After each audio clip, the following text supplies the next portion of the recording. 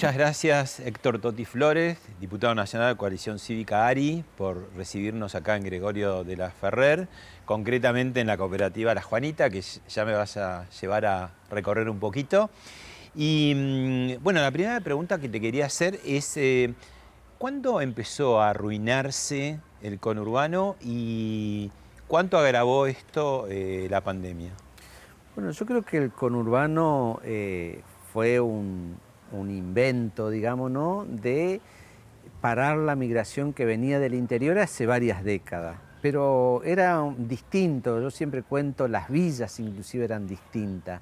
Vos en una villa ibas con tu casilla de madera porque lo pensabas sacar. Con Y después, materiales. claro. Era algo temporal. Era algo, y estaba en tu cabeza. Apenas conseguías un trabajo más o menos estable, te comprabas el terrenito en cuota, pero ya te iba con tu casilla a tu terreno y a partir de ahí empezabas a construir. Estamos hablando de la época en que en la cabeza solamente existía la cultura del trabajo. Así es. Yo vine en los 70, a principios de los 70 acá, venía de Entre Ríos y bueno, viví en una villa un año y después me vine a vivir en La Matanza, en Villa El Libertador, en San Martín vine, ¿no?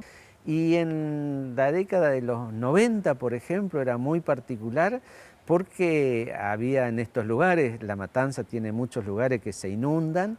Antes de las elecciones te traían un montón de tubos y te dejaban ahí cerca del arroyo. No te decían nada, pero te lo dejaban ahí. Algún puntero decía, no, ahí va a estar ahora, va a estar todo entubado esto. Y así iban ganando elecciones, digamos, ¿no? Después pasaban las elecciones y se llevaban los tubos a otro lado, digamos, ¿no? Creo que muy creativo en el sentido de este engaño permanente a la gente y sistemático, porque no es que lo hacía un puntero. ¿Y la pandemia cómo complicó?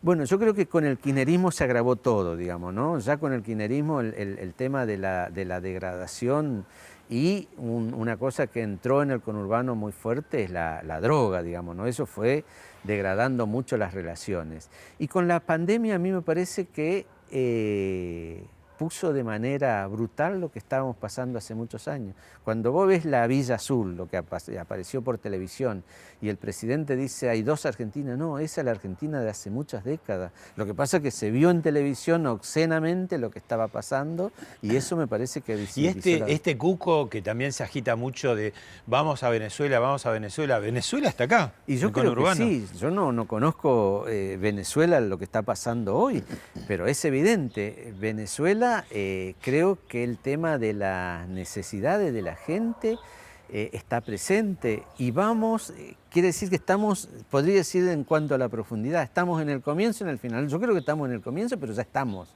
Y eso me parece que es lo que tenemos que tener en cuenta. Hay un gobierno que ama el autoritarismo y eso me parece que también es parte de lo que pasa en Venezuela. Quizás el tema diferencial es que acá hay una poderosa clase media que no había en Venezuela y eso me parece que es un freno en el sentido republicano. Yo coincido con Jorge Fernández Díaz que hay un nuevo movimiento cívico que él le llama republicanismo popular. Yo creo que esa caracterización es muy interesante, que es donde se asienta toda esta cuestión de las movilizaciones del 2012, de la unidad que se da en Cambiemos, porque eso pedía la gente, del triunfo de María Eugenia, por ejemplo, y después de la caravana del Sí se puede. ¿Y qué pasó? ¿Qué falló? Yo creo que acá hubo algunas cosas que tenemos que tenerlo en cuenta. La primera, que creo que ni nosotros mismos creíamos que podíamos ganar, ni María Eugenia en la provincia de Buenos Aires, ni Mauricio a nivel nación. Pero ganaron. ¿Qué hicieron mal, digamos, para que 4 años después, para que 2 años después, porque a los 2 años ganaron también, en 2017, sí. para que no ser elegidos? Yo creo que no estábamos preparados, digamos, no en todos los niveles, no solamente a nivel nacional, porque si vos tenés un buen equipo a nivel nacional, pero después no tenés hacia abajo quienes respondan, me da la impresión que Cambiemos gobernó con culpa sacado desde el propio respuesta del kirchnerismo. Macri gobierna solamente para los ricos Y eso estaba instalado en los propios compañeros nuestros en el conurbano, en algunos intendentes inclusive. Yo iba a dar charla porque de pronto me transformé en un charlista de estas cosas. A mí no me convencieron que Macri gobernaba para los ricos. Yo tuve una charla con él y le pregunté. Y ¿Pero mejoraron o empeoraron los pobres en el periodo de Macri? Yo creo que sí, desde el punto de vista de la pobreza estructural. ¿Qué? La cloaca. ¿Se avanzó en eso? Se avanzó muchísimo. Acá no había las obras que se hicieron, el asfalto, lo que no se ve. Sí. Y sí hubo muchos problemas por las cuestiones económicas. La crisis financiera del 18... Y la lluvia de inversiones tampoco llegó. Y la lluvia de inversiones que no llegó. Yo creo que de alguna manera Macri se sintió traicionado por su clase, que nunca llegaron lo que podía ser importante. Y tenía que ver que creo que hay una cuestión cultural muy metida en la Argentina, que es que no se puede gobernar con alguien que no sea peronista. Y eso también está en la cultura de los empresarios. Toti, te llevo al túnel del tiempo y seguimos hablando. Dale.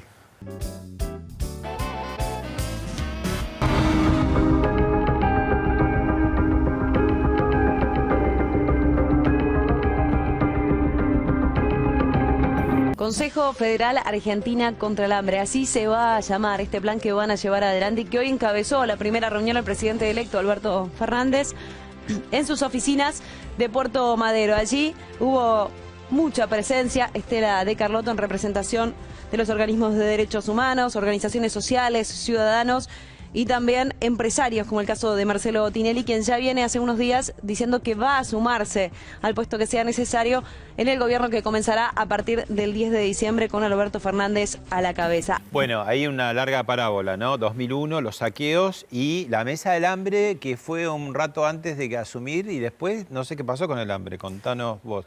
De los saqueos al hambre, entre comillas. Bien, yo creo que de lo que pasó en el 2001 hay algunas diferencias, digamos, ¿no? En el 2001 no había red de contención. Los programas sociales se masifican en el 2002 con el gobierno de Duhalde. Jefes y jefas. Exactamente, que llegan a 2 millones en ese momento. Y la otra cuestión que hoy yo creo que ya es evidente que para que sucediera eso, lo que estaba era también una feroz interna en el poder. Al gobierno de la Rúa, por ejemplo, los supermercados no le vendían alimento para la contención 3 o 4 meses antes, nos decían ahora. Y la interna peronista era feroz también, digamos, ¿no? Que estaban en la provincia de Buenos Aires, los piquetes. Nosotros conocemos todos los piquetes y los cortes de ruta. Vos fuiste que duran. Piquetero. Así es, por eso. De los primeros, de los pioneros. Que duran 20 o 30 días, no se puede sostener si no hay un financiamiento. Y generalmente los financiamientos lo hacían los propios gobiernos provinciales o municipales. ¿Y qué pasaba con el hambre cuando se iba Macri y cuando llegaba Alberto? ¿Y qué pasa con el hambre hoy? Bueno, yo creo que ahí hubo una gran puesta en escena con relación al hambre. Había necesidades, porque nunca se terminó de haber necesidades, pero los sectores más pobres estaban contenidos por los programas sociales también acá. O sea, por ahí mala alimentación, sí, pero sí. hambre hambre no. En el sentido del 2001, con lo que nosotros conocimos, que no tenías para comer 2 o 3 días, no había. Sí, sí. Y... Bueno, ahí te acordás que se decía en ese momento, cuando asumía Alberto Fernández, el eslogan, después lo dejaron de usar, de tierra arrasada, ¿no? Sí. Entonces, bueno, coincidía el hambre, podía ser. Ahora, llevamos no sé cuántos meses de cuarentena y pandemia sobre tierra arrasada. No, ya deberíamos estar en... todos, ¿no? Sí, ya teníamos que estar en la fosa, digamos, de esa tierra arrasada. Era evidente que había una organización del Estado que de alguna manera pudo soportar toda esta crisis sin producir riqueza, digamos, ¿no? Que ya llevamos 4 meses. Y recién ahora se empieza a ver la necesidad que tiene la gente, pero fundamentalmente en los sectores de clase media que estaban saliendo. Esos emprendedores, el que tenía un remis, el que tenía un negocio, son los que quedan afuera, los que no quieren ir a pedir, claro. Los que no quieren...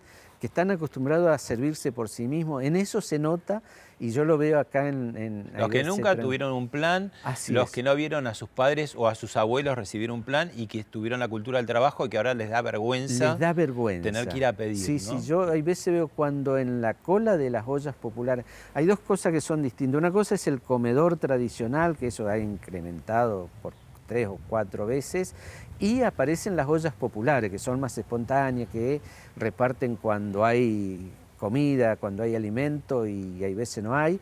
Eso sí aparece cuando hay necesidad, evidentemente una señora que empieza a hacer eso y que recibe eso.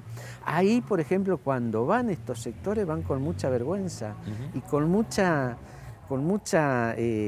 sentimiento de culpa. Toti, te invito a ver otro material. Bien.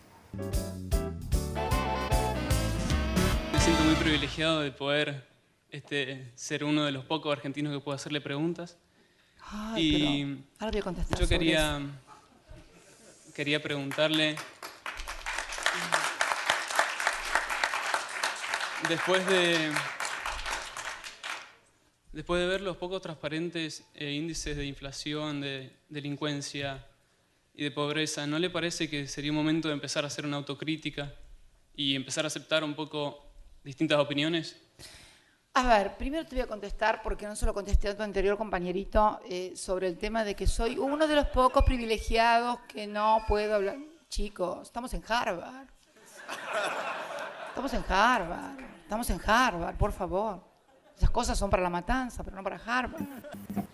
Estamos en La Matanza, Gregorio de la Ferrer es justamente la ciudad más populosa, La Matanza, y ahí empezamos por el final, Cristina Kirchner en Harvard diciendo no estamos en La Matanza, ¿no?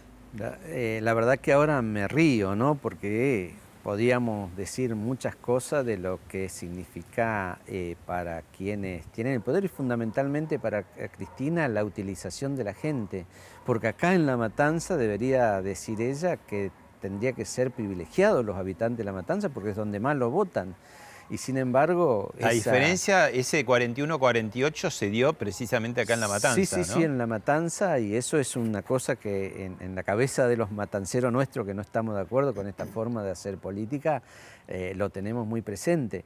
Pero yo creo que hasta hicimos una presentación en su momento como discriminación, comparando a La Matanza como si fuera lo peor, el tacho de basura del mundo, ¿viste? En relación a Harvard. Sí, sí, y por supuesto que uno tiene que decir que es un país desarrollado y una universidad de prestigio, pero nosotros también tenemos nuestra universidad que si no es Harvard, no es por los matanceros, digo, ¿no? Toti, te llevo a un rato a lo personal. ¿Séptimo hijo? Sí, sí. ¿Sos lobizón o no? No, porque hay mujeres y varones, 3 varones y 4 mujeres. Si no te hubiera tocado que te apadrinara Juan Domingo Perón, porque naciste en el 53. En el 53, sí, sí. Bueno, sí. ¿y siempre familia pobre? Sí, sí, ¿Por? sí. Y mi padre era cazador furtivo en un pueblo en San José de Feliciano, también muy atrasado en el sentido económico. Y mi madre nos crió lavando ropa. Yo de muy chiquito empecé a trabajar, 8 años. ¿Vos vendías diario ya a sí, los 8 o 9 años? Sí, y eso ayudaba a mi madre. ¿Y que la cultura del trabajo se inculcaba? Sí, ahí estaba muy presente. Yo tuve alguien que para mí fue un padre de crianza, como se dice en el campo, que fue el pibe rico, como le decíamos, que era el dueño de una librería, imprenta y agencia de diarios y revistas, quien me dio el trabajo. ¿Y por qué se vinieron para el conurbano? Yo tuve un problema familiar, una de mis hermanas, que era la que estaba en Feliciano, los demás todos se habían venido, se suicidó y mi madre era como que no podía soportar y mis hermanas querían traerla. ¿En qué época vinieron? En el 71. 71. Sí. Gobierno todavía militar, dictadura militar, Y Leviston, Lanuse, por ahí. Sí, estaban ya saliendo. Bueno, te muestro ahora un video que dio mucho, pero mucho que hablar en los últimos días. Bien. Porque cuando se cagan de hambre y me viene a pedir apuro, yo se los doy. Cuando se mandan unas cagadas que me vienen de falopa, yo los tengo que cubrir o todavía no los arranqué todavía. Como me estaban viendo falopa como con la ambulancia. Bueno, más allá de todas las ulterioridades que sigue hablándose del tema, Mario Iggi, intendente de José Cepaz, uno de los llamados varones del conurbano. Bueno, más allá de que haya sido o no sacado de contexto, ahí salieron unos compañeros, el de Hurlingham, Zabaleta, Seco, a decir que había sido sacado de contexto, pero que no quiso decir falopa, que dijo medicamento. ¿Qué pasa con la falopa, la droga? Yo creo que el pueblo argentino, pasado un tiempo, le va a agradecer a Iggi. Eso que se dice y que uno a veces no se anima a decir en los medios, eso que se rumorea por todos lados, que la droga está instalada en el conurbano, fundamentalmente, lugares que yo conozco, con la complicidad del poder político local, Iggi lo dijo. Lo dijo claramente, yo creo que más allá de la cuestión de los argumentos para después decir lo que no se dijo, pero ahí es clarísimo. Pero acá con un agravante, porque encima no es la droga solamente, como vos decís, Toti, que ya todo el mundo más o menos presumía, sino el tema de las ambulancias, o sea, le da una perversión, una vuelta de tuerca horrorosa. Eso es lo que hoy está pasando. La pandemia ha puesto de manera obscena la realidad que vivimos en el conurbano, y creo que esta es una pintura, una perlita de esa obscenidad. Tipo, utilizando la ambulancia para lo que sea, inclusive si fuera, y no para lo que tenía que ser. Pero eso te tiene que causar indignación al pueblo argentino, que lo diga una persona que realmente es un funcionario que está, y que salgan otros a defenderlo, digo, ¿no? Entonces quiere decir que es un sistema. Este es tremendamente peligroso porque que se difunda, que haya una cámara oculta, quiere decir que había alguien que estaba esperando que diga algo. Y que estaba al lado suyo. Además. Y que tiene que ver con lo que pasó en el 2001 con las internas del Partido Justicialista. Acá nadie me puede sacar de la cabeza a mí, no tengo forma de comprobarlo, digamos, pero que hay una interna al rojo Ahora vivo. esas internas... Ya no es por quién reparte la bolsa de comida, como en el 2001, para ganar votos. Yo creo que acá está la interna de quién maneja el delito en la provincia de Buenos Aires. Ahora esas internas, lamentablemente, sabemos históricamente, terminan a los tiros. Se resuelven a tiros. Sí, no hay ninguna duda, por eso es tan peligroso el momento que estamos viviendo. Y eso creo que ahondaría la crisis económica, social y toda esa cosa, porque imagínate en un país que se dice esto abiertamente, un inversor que quiere traer su capital de afuera. Ni loco vengo, es decir, como si me dijera que ibas a ir a invertir en Colombia en la época de Pablo Escobar. Bueno, te llevo ahora a un momento por ahí más grato para vos, que era cuando la precandidatura presidencial de Elisa Lilita Carrió, que vos la acompañabas como precandidato a vicepresidente. Es una tradición de las mafias en la Argentina tocar a mis candidatos a vicepresidente. Lo vivió Gustavo Gutiérrez, lo vivió Giustiniani, lo viví vos, lo vivió Olivera. Porque en definitiva el sistema de poder y de mafias de la Argentina quiere que esté sola. Y me muestra sola. Y la verdad que millones me acompañan. Bueno, ahí un poco me da pie para decir que, por ejemplo, Wikipedia te maltrata y te agita como diciendo que tenías vos relaciones con, o tu entorno familiar con la droga, o que tenías maestras usando en la campaña electoral. ¿Cómo es el tema Porque Lilita también ahí habla que le apuntaban las mafias, ¿no? Sí, yo creo que hay algunas cosas que no pueden decir nada de mí. Yo no tengo propiedades, vivo en el mismo lugar hace 35 años. Vos has visto, nos hemos movido por la Juanita, no tengo custodia, nada. Y el tema de las acusaciones tienen que ver con una cuestión que sí me pasó. Yo conozco la droga de haber sido tomada mi hija por eso y haberse casado con alguien que había estado en la cárcel y que después se casó con él en una discusión que a mí me mata con argumento cuando me dice vos estás pensando en que hay que incluir a los que están excluidos, cuando me dice que se quería casar con este hombre y resulta que ahora como te toca a vos no querés saber nada. Bueno, hoy felizmente mi hija tiene otra pareja, ha rehecho su vida. Ahora, yo puedo decir que jamás, en ningún momento fui a decirle a un fiscal, fui a decirle a un juez que no cumpliera con la ley. No dijiste era un lawfare para vos. Para nada, aunque sabía que hecho esto 15 días antes del lanzamiento de la campaña y de las elecciones, evidentemente era una operación, pero si tenía algo que ver, la ley tenía que actuar como correspondía. Jamás voy a amparar a un delincuente en mi entorno si es comprobado que es delincuente. Digo, en este sentido no había duda, él había estado anteriormente y en ese sentido con Carrió salimos a decir lo que teníamos que decir, que era la verdad. Nunca voy a actuar tratando de apañar el delito, eso sí no está en mí. Te vuelvo a Mario Issi, que antes de este episodio tan escandaloso había dicho también algo que hizo mucho ruido, que vamos camino a un 2001 o tal vez peor. ¿A qué se refiere y qué ves vos de esa posibilidad? Bueno, yo creo que esto es como se dice en el conurbano, apriete, tiene otra palabra que es grosera que no lo voy a decir, cómo suele actuar el peronismo. Para mí el reportaje donde dice esto, que lo hace el perfil Fontevecchia, le estaba poniendo plazo al gobernador. En agosto se termina o nos da lo que nos prometiste, que andás a ver qué era, para tener cierta tranquilidad, porque una de las cosas que llama la atención, ahora sí hay necesidades, la gente está recaliente con la cuestión de la cuarentena. ¿El tema de la heladera vacía de antes se llenó al final? No, al contrario, está peor la situación económica, sin trabajo y toda esa historia, pero no hay conflicto social como muchos preveían, como el 2001. Bueno, eso es lo que el peronismo un poco controla. Eso es lo que controla, pero algo a cambio de algo. Pues estos muchachos del conurbano no son niños de pecho. Seguramente el gobernador o el presidente le ha dicho, te vamos a dar algo.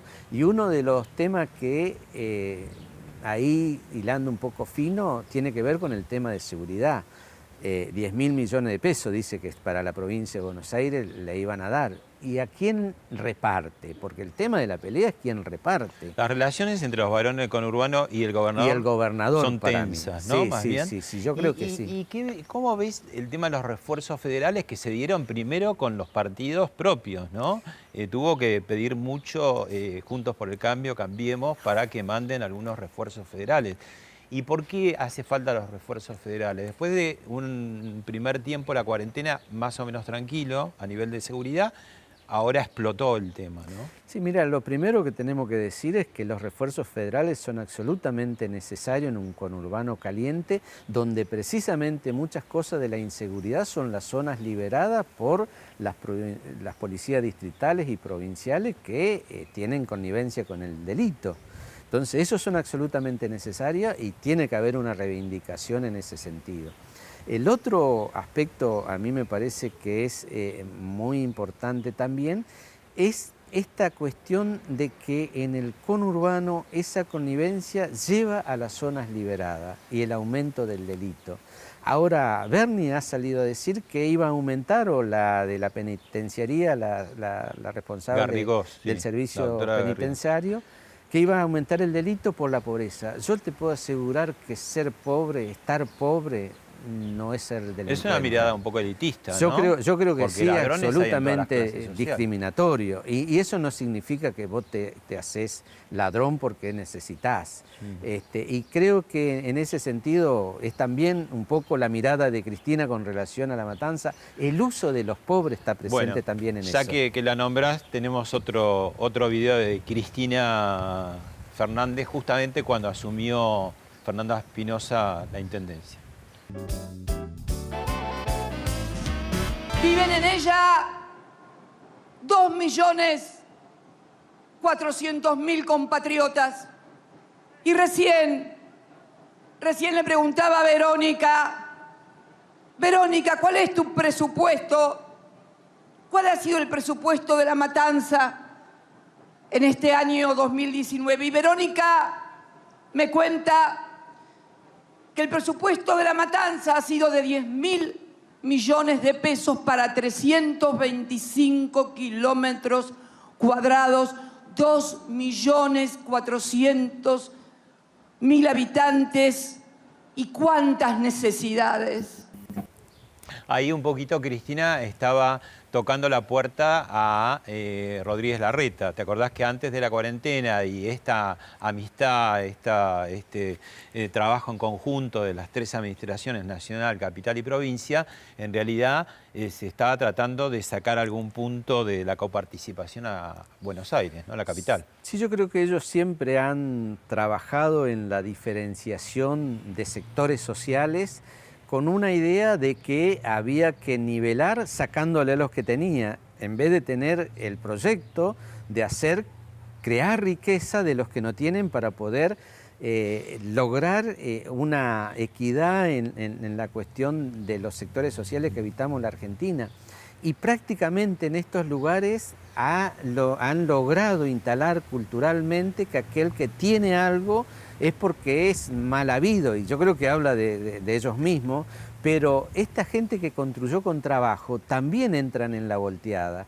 Y a mí me parece que eso es lo que provoca un gran odio de los sectores que tiene y que de alguna manera genera que uno actúe con culpa aquel que quiere aspirar a algo más. En la Argentina esa donde ser de clase media era un orgullo, y todavía las encuestas, aún si vos haces una encuesta en una villa y preguntás cómo te ves, si tenés un trabajo, vos creés que sos de clase media, pero ellos han tratado de instalar, y en ese sentido va en lo que decíamos antes, que para poder ir a los proyectos que ellos tienen, proyectos tipo Venezuela, necesita destruir a la clase media. Por eso yo creo que hoy más que nunca hay que acompañarlos, ¿no? Ahora, háblame de ese pequeño país que es La Matanza, que de los 135 partidos de la provincia de Buenos Aires es el más grande y que tiene ciudades de todas las clases sociales, ¿no? Pero tiene, por lo menos antes de la pandemia, hasta un 40% más de pobres, que ahora no sé a qué porcentaje irá.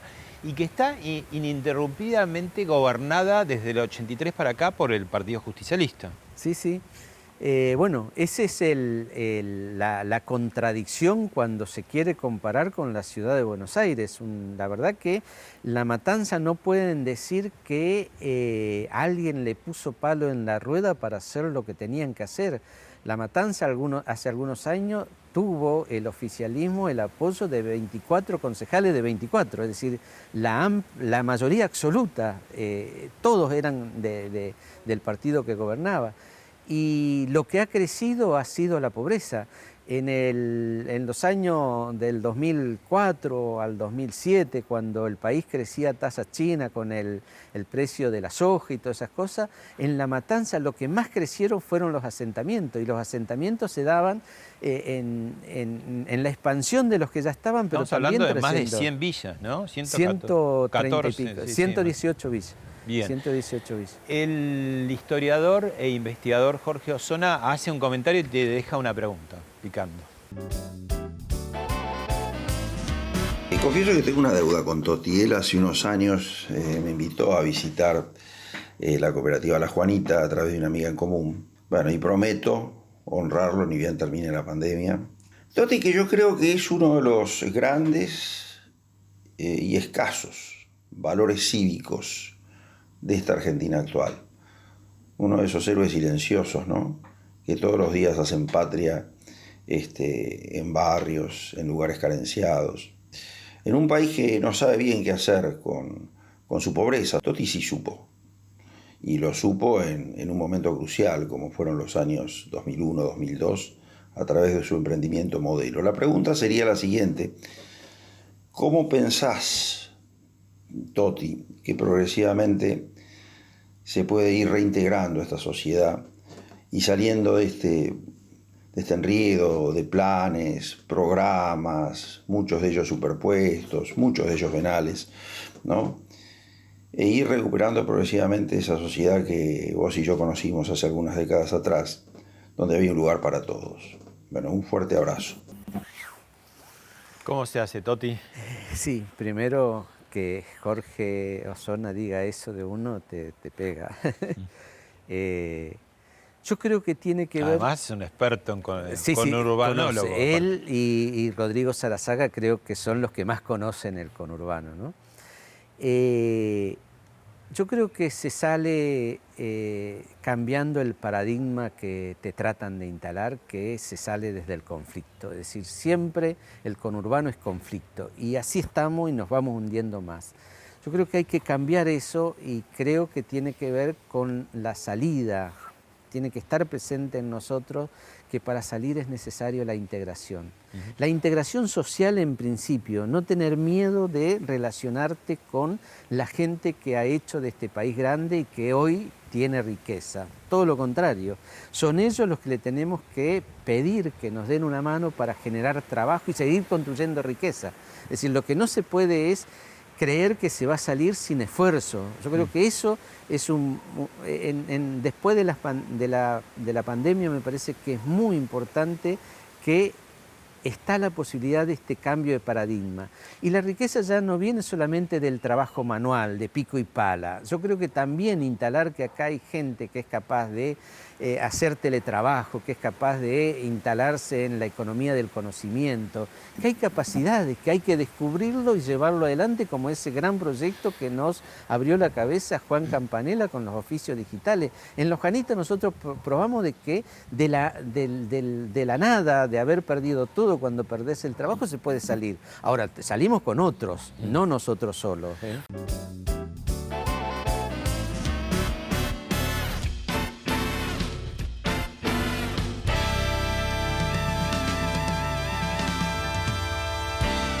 Bueno, llévame a recorrer un poquito, mostrame un poco cómo funciona la Juanita. Bien. Bueno, Toti, vamos a hacer una mini recorrida por la cooperativa La Juanita. Bueno, primero contanos con quién estás. Bueno, Silvia Flores, la directora ejecutiva de la cooperativa.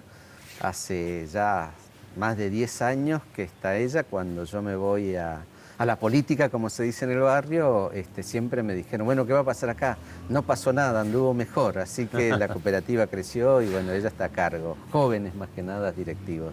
Bueno, ¿qué vamos a ver primero? Bueno, primero vamos a ver, en este espacio es el patio del Jardín de Infantes. Que ahora no funciona por la cuarentena. Claro, están con teleeducación, digamos, ¿no? Que no son todos los chicos, pero las maestras todos los días le mandan tareas. ¿Cuántos chicos normalmente están acá? Y alrededor de 90.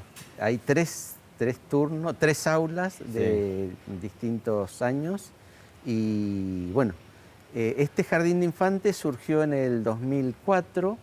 Es cuota cero, pero que tenía un sistema de padrinazgo, todavía tiene, que... ¿Los padres tienen que aportar trabajo? Sí, gente de afuera que quería una mejor educación para nuestros niños aportaban dinero.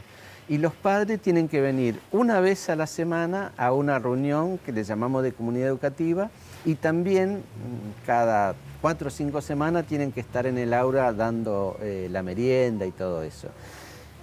Como una forma de que los padres intervengan en la educación, digamos, ¿no? Y sepan lo que es para una maestra estar con 30 chicos, 20 y pico de chicos todos los días. Y también la maestra, de alguna manera, para darle seguridad de que acá no pasa nada raro, digamos, ¿no? Bueno, avancemos. Bueno, el Jardín de Infantes tiene 3 aulas. Hoy están ocupados por... ¿Acá está liberado? Sí. Bien. Muy interesante porque son aulas que en este lugar tienen un amplio espacio y todas las aulas tienen un baño individual por sala. En algún momento, cuando pedimos la legalización del Jardín de Infantes, nos dijeron que no, porque faltaban con la gestión de Scioli, y vinieron acá a decirnos que, bueno, como había un baño en la sala, tenían que tener 2. Dijimos, no, otros jardines de infantes que no tienen baños químicos, digo, ¿no? Entonces, siempre hubo como una actitud de no habilitar esto. Con la gestión de María Eugenia logramos eso y hoy las maestras... ¿Y quién paga los sueldos? Bueno, hoy las maestras están subsidiadas por el Estado. Ajá. Hasta el 2016, ¿no? Que recién empezaron. Hay 5 maestras, porque la directora preceptora y una maestra por aula. Bueno. Y hay un programa que tenemos de enseñanza de inglés, que eso lo banca y una profesora, lo banca un colegio de Estados Unidos. Tenemos relación con eso. Por esto es raro, tenemos relación con otras entidades educativas del exterior, acá vienen estudiantes extranjeros para ver lo que hacemos. Y el jardín de infantes lo que tiene de particular es esta idea de comunidad. Nosotros partimos del concepto de que la educación no es solamente el aula, la escuela, el aula es un espacio de socialización, pero la casa también es importante. Ahora vamos a hablar, acá había una oficina de empleo que era también parte del Ministerio de Trabajo, con la nueva gestión eso se cortó, pero nosotros seguimos sosteniéndolo eso desde la cooperativa porque lo que nos parecía importante es que las organizaciones sociales sean también los que de alguna manera evacúan las demandas de trabajo. Entonces ya no te Acá ven. tenés, ¿qué? Talleres. Estos serían. son talleres de capacitación. Sí. Como verás, teníamos anotado al comienzo del año alrededor de 1.500 alumnos, que no es, acá no se le da nada, no hay planes, son gente que viene y paga 100 pesos por aprender algún oficio. Y el año pasado se capacitaron alrededor de 2.000 alumnos. Acá vino el ministro para dar los certificados y todas esas cosas. Con lo cual a nosotros nos marcaba de que había una necesidad de la gente de pensar en el trabajo. hacer ¿viste? cosas, claro. Si tenés la oportunidad, la gente se mete en eso. Y acá estaba la oficina de empleo que sigue funcionando las chicas y ahora se encargan también de toda la logística de las donaciones que llegan para las ollas populares y todo eso. Así que... ¿Qué se hace acá? ¿Qué trabajo se hace? Bueno, es el trabajo de organización de todo lo que tiene que ver con la recepción de los currículums de la gente que anda trabajando y conversar con las empresas. Bueno, ahí me decían recién que una empresa de limpieza, Espejo, ¿no? Se llama, requiere de 30 personas para la zona de Pilar. Nosotros tenemos contacto y ellos tienen una base de datos espectacular. Se lo mandamos, entrevistan a la gente y se lo mandan a las empresas. Nosotros partimos del concepto de que las organizaciones sociales como las nuestras sean nexo con el trabajo, no con los planes. Por eso creemos en que es necesario la integración social como salida, digamos, no solamente el Estado. El Estado está bien para la emergencia, pero la salida lo tienen que dar los particulares y de alguna Más manera... individual. Sí, y empodera a las organizaciones. Digamos, sí. Bueno, Toti, ¿a dónde estamos yendo ahora? Bueno, ahora vamos a ir al taller textil, a un emprendimiento de cuaderno, de armado de cuaderno, y después vamos a volver para mostrarle el potrero digital, ¿no? Donde es una de las cosas más interesantes que hemos hecho. Eso es lo que estuvo Juan Campanella. Juan Campanella, él fue la idea, siempre cuento, tuvimos una entrevista televisiva y ahí me dijo lo de los oficios digitales, digamos, ¿no? Y a mí me abrió la cabeza, porque yo no entendía, creía que se necesitaba 4 o 5 años aprender. Los oficios se aprenden en 4 o 5 meses. Y después te vamos a contar, ya hay chicos trabajando en eso, digamos, ¿no? Porque la otra es que hay una rápida salida laboral. Hola, buen día. Bueno, este es el taller de costura. Acá esto lo rearmamos de nuevo con la cuarentena. Los compañeros que estaban en otras tareas haciendo, cuando viene lo de la cuarentena nos damos cuenta, nosotros somos especialistas en crisis, entonces rápidamente nos reconvertimos. La normalidad, ¿en qué trabajaban básicamente? También haciendo costura, pero en su casa, cosas que estaban haciendo, y cuando nos dan la posibilidad de hacer ropa de un solo uso, camisolines, botas y qué sé yo, entonces le metimos para adelante y rearmamos el taller textil. Y Jorge tenía un negocio de pesca, y bueno, artículo de pesca, y por supuesto que rápidamente vio que eso se iba a pique y empezó a coser. Esto se aprende rápidamente. Pero estábamos en un proyecto muy, muy importante de desarrollar el taller textil con Martina di Trento. Teníamos un proyecto de fabricación de prendas ¿Y con bueno, Churba también estuvieron? Y con Churba estuvimos, pero el tema con Churba que nosotros le hacíamos es muy, muy exclusivo. Entonces tenés un par de prendas 2 o 3 días en la semana a lo mejor. Claro. Y lo que necesitamos en este caso es volumen. ¿Y eso comercializaban y llegaron a exportar incluso? Nosotros con Churba exportamos guardapolvos a Japón en el inicio del programa del taller de costura y después participando en una cadena de valor 100.000 remeras a Italia. 100.000 remeras a Italia. Y participamos en toda la cadena, desde la producción de algodón con una cooperativa de hermanos originarios en el Chaco, una fábrica recuperada en Pigüé, hacía la trama, hacía la tela, nosotros la confección y una red de comercio justo lo distribuía en Italia. No pudimos continuar con eso porque no podíamos garantizar la trazabilidad que fuera algodón orgánico. Nosotros podíamos garantizar que era natural, todas las cosas, pero ellos querían orgánico, así que se nos cayó ese proyecto que era muy lindo. Bien. Bueno, acá, ¿qué tenemos? Esto es un emprendimiento de armados de cuaderno, todos con papel reciclado, y es muy particular porque estos son cuadernos que compran y le dan utilidad a las empresas y tiene un código de barra que también le da trazabilidad porque por cada cuaderno que se compra, uno se dona. Y se sabe en qué organización social. Y este lo G20. Y este es una de las cosas más interesantes, lo usaron los líderes mundiales. Nosotros cuando veíamos en la televisión que tenían ahí el anotador, dijimos qué grande. Los cuadernos de la Juanita, ahí está. Los cuadernos de la Juanita. Es muy fuerte para los compañeros porque acá llegan la mayoría que somos inempleables en el mercado formal y con baja autoestima. Esto parece que no, pero viste, te hace sentir que estás haciendo una cosa muy útil para todos. Bueno, y acá, Toti, la masa crítica, qué nombre universitario de vos sabés que esto fue sociales, casi. En algún momento cuando nos donan máquinas para hacer la panadería a la Embajada de Canadá. Hola, vamos a tener una panadería, le vamos a poner un nombre. Teníamos una psicóloga social acá que nos daba las tareas de grupo.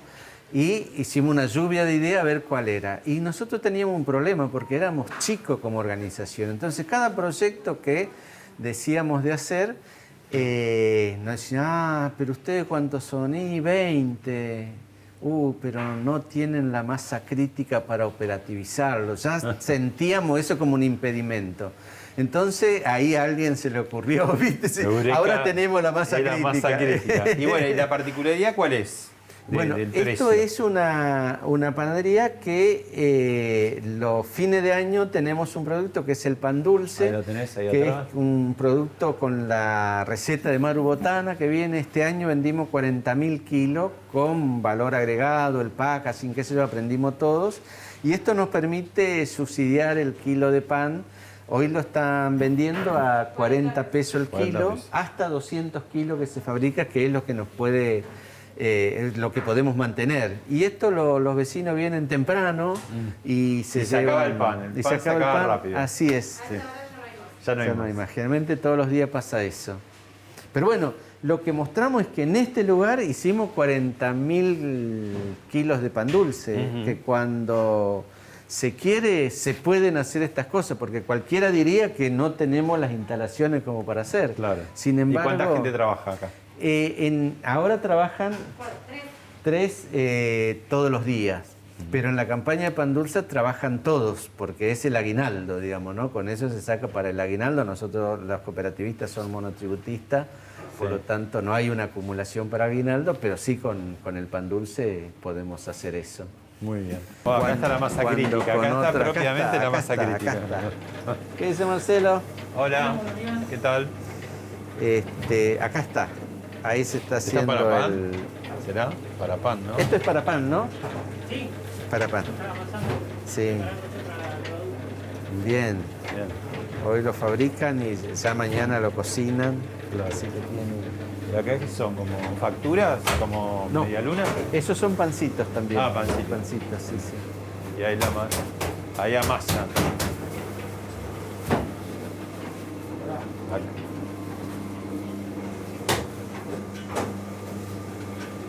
Bueno, y además tenés el tema de la promoción del autocultivo. Acá hay algo de huerta Sí. que estamos viendo. ¿Qué es eso? Bueno, ahí yo presenté un proyecto en la Cámara de Diputados en la necesidad de el autocultivo como una forma también de salida a partir del trabajo en la pospandemia. Hablamos con Lilita Carrió en algún momento y ella me decía es necesario empezar a pensar en el alimento para que haya autonomía en la posibilidad de exportar, digamos, ¿no? Que todo este alimento que la Argentina produce y que el mundo va a necesitar, porque va a haber hambruna seguramente en algunos lugares después de esto, tiene que ser exportado, porque eso va a entrar divisa. Ahora, si eso sucede y pasa como en el conflicto agropecuario, quizás algún pícaro diga, no, hay que priorizar la mesa de los argentinos. Y una manera de que en la mesa de los argentinos no falten esos productos es que haya autocultivo en los lugares que se pueda. Que no necesitas mucho terreno, ¿no? En una maceta casi ya. Los lugares que han salido después de las guerras y toda esa historia, yo anduve por el norte de Italia, en Trento. Ahí ves cultivo en las gradas de las montañas, digamos, ¿no?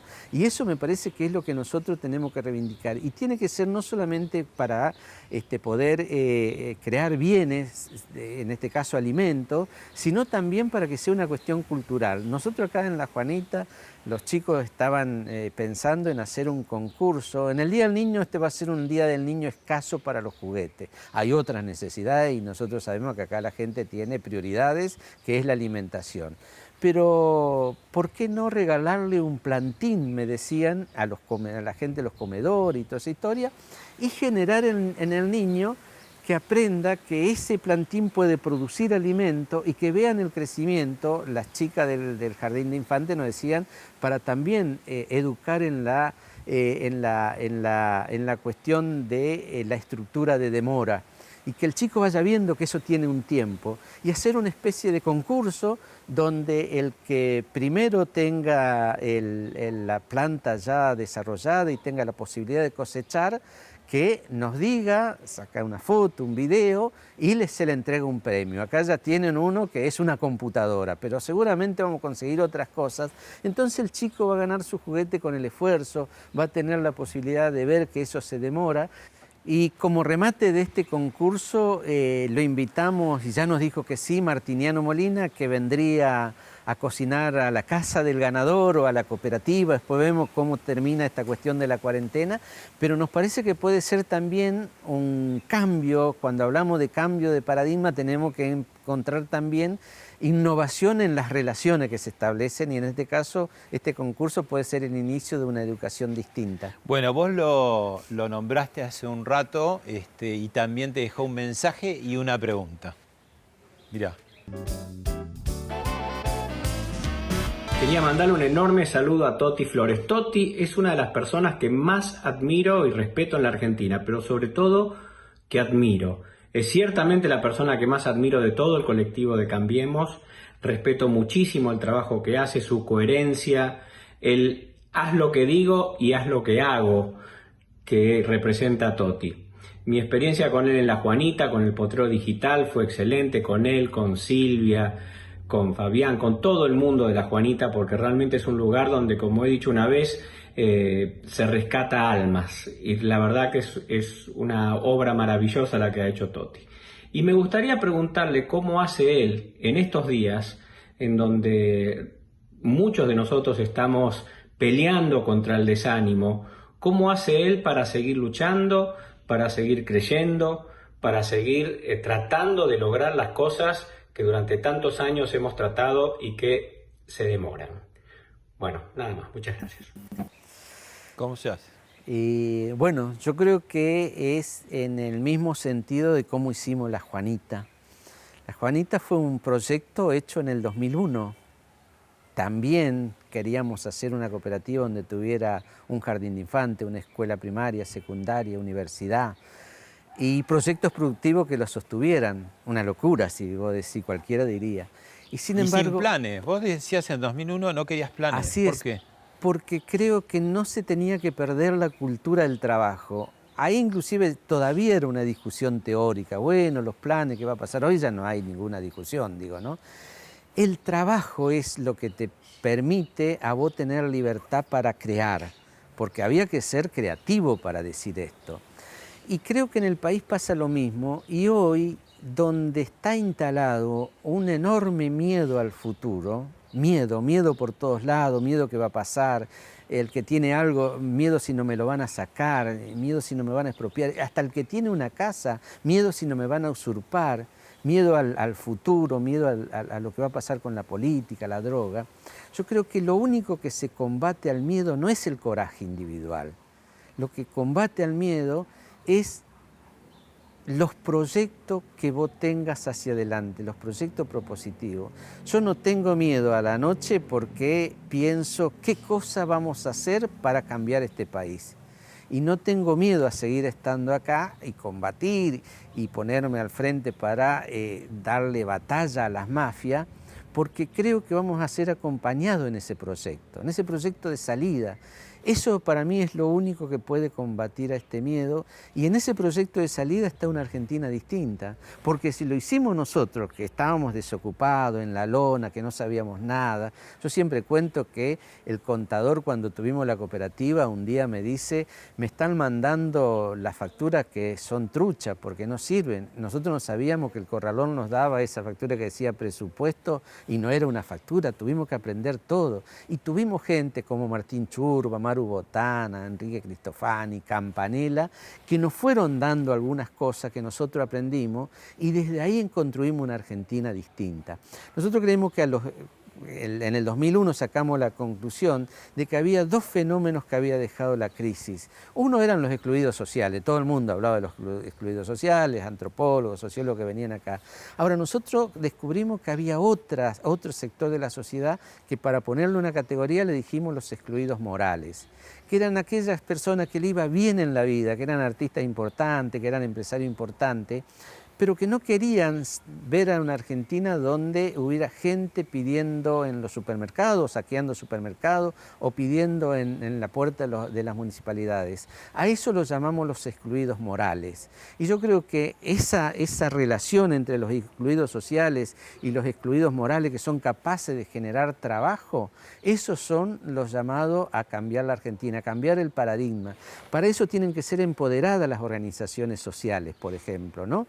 A nosotros no nos vienen a pedir planes, a nosotros nos vienen a pedir trabajo. Y hoy, cuando hacíamos el recorrido, ahí contentos nosotros porque una empresa nos pidió 30 personas para hacer limpieza en la zona norte, y salimos a buscar a los compañeros. Entonces la organización social va teniendo fuerza porque es el nexo donde está el trabajo. Pero de aquí se sale con trabajo y educación. Educación porque te brinda la posibilidad del ascenso social, de ver. El call center para nosotros es un lugar de ascenso social. Yo te decía, la señora que estaba ahí con la computadora, los auriculares, hablándole a un cliente de un banco más importante, hasta hace algunos años limpiaba casa. Es decir, se puede hacer. Lo que nosotros demostramos es que es algo que se puede cambiar. Y en eso yo tengo una gran esperanza, y eso es lo que me sirve todas las noches para combatir mi miedo. Gracias, Toti. No, gracias a vos.